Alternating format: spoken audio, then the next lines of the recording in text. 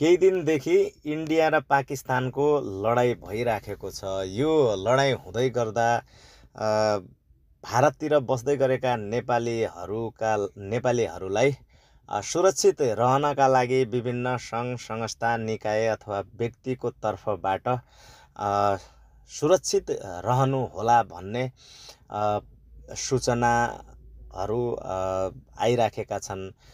यो लडाईँ चलिरहँदा जस्तो मलाई लाग्छ पाकिस्तान र इन्डियाका जो जोडिएका सिमानाहरू छन् त्यो सिमानामा तनाव हुन सक्छ र ती सिमाना बाहेक अरू ठाउँमा त्यस्तो लडाईँ भइराखेको छ भन्ने कुरा समाचार बाहेक मान्छेहरूले फिल गरेको जस्तो देखिँदैन। जस्तो हामी दिल्ली बसिराखेका छौँ, दिल्ली बस्दै गर्दा यो लडाईँ भइराखेको छ, इन्डिया र पाकिस्तान बिचको लडाईँ भइराखेको छ, यहाँ घटना घट्यो, यहाँ यति क्षति भयो, यो देशले यहाँ फलानु ठाउँमा चाहिँ यति क्षति गर्यो भन्ने कुरा हामीले समाचार र पत्रिका बाहेक अहिले त्यस्तो प्रत्यक्ष रूपमा चाहिँ हामीले फिल गरेका छैनौँ। तर पनि केही मान्छेहरू छन् जो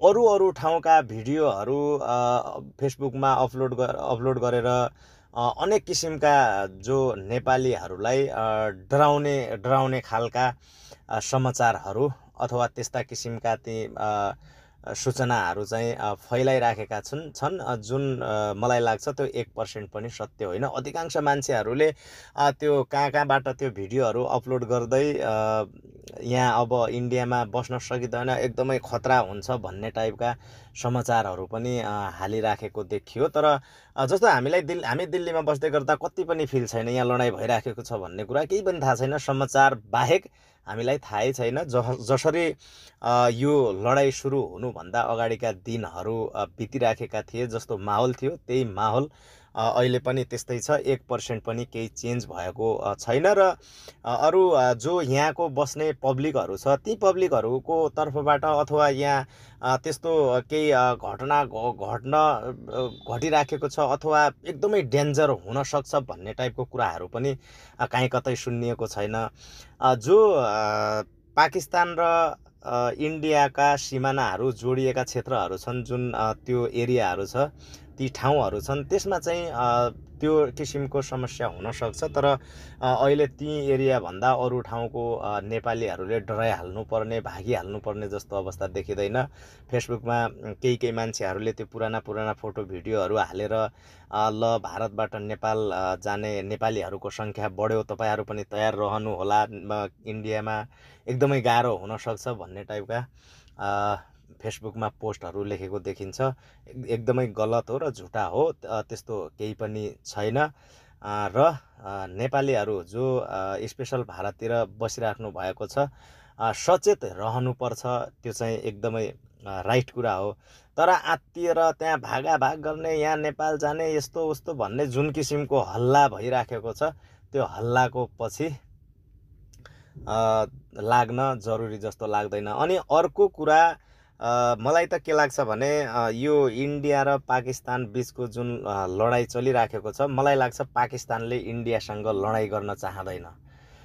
योभन्दा अघिल्लो पटक ठ्याक्कै समय मलाई थाहा छैन र त्यो कारण पनि के थियो त्यति बेला त्यो पनि थाहा छैन। तर म पनि त्यति बेला इन्डियामै थिएँ। एकजना इन्डियन आर्मी पाकिस्तानको खै कुन ठाउँ हो त्यहाँ माथि चाहिँ आक्रमण गर्नका लागि प्यारासुटमा जाँदै गर्दा त्यो आर्मीको एक्सिडेन्ट भएर पाकिस्तानी आर्मीले त्यो इन्डियन आर्मीलाई छोपेको थियो। त्यति बेला छोपेर करिब 4-5 दिन त्यो आर्मीलाई त्यहाँ राखेर त्यसलाई एकदमै सुरक्षितका साथ इन्डिया पठाएको थियो। यदि त्यो सिन इन्डियासँग हुन्थ्यो भने, यदि पाकिस्तानी आर्मी इन्डियामा त्यसरी आएर इन्डियाको आर्मीले त्यसलाई भेटाउँथे भने मलाई लाग्छ त्यसलाई राख्दैन थिए। त्यसरी जुन तरिकाले पाकिस्तान आर्मीले त्यो इन्डियन आर्मी जो आफूमाथि आक्रमण गर्न गएको थियो त्यो आर्मीलाई त्यहाँ छोप्दाखेरि जुन तरिकाले तिनीहरूले फर्काइदियो सुरक्षितका साथ, त्यस्तो इन्डियन आर्मीले गर्थे होला जस्तो मलाई लाग्दैन। अहिलेको लडाईँ पनि मलाई लाग्छ जबरजस्ती इन्डियाले त्यहाँ माथि आक्रमण गरिराखेको जस्तो मलाई लाग्छ। त्यसकारण पनि मलाई लाग्छ इन्डियासँग पाकिस्तानले लडाइँ गर्न चाहेको जस्तो मलाई लाग्दैन।